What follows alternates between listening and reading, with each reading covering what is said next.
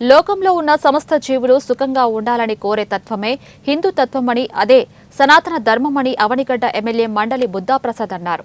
Deputy CM Konidela Pawan Kalyan చేపట్టిన ప్రాయశ్చిత్య దీక్ష విరమణ సందర్భంగా కృష్ణా జిల్లా కోడూరు మండలం ఉల్లిపాలెంలో జనసేన పార్టీ ఆధ్వర్యంలో గంగానమ్మ గుడి వద్ద నుంచి అభిమాన మేల్కోటగా ప్రసిద్ధి చెందిన శ్రీమన్నారాయణ స్వామి వారి దేవస్థానం వరకు నగర సంకీర్తన, కోలాట ప్రదర్శన నిర్వహించారు.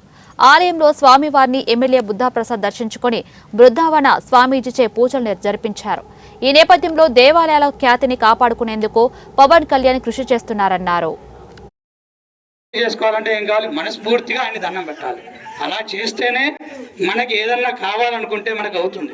ఇప్పుడు ఈ పిల్లలు ఉన్నారు, ఈ పిల్లలకి వాళ్ళ తల్లిదండ్రులు ఎంత మంచిగా పంపించారు.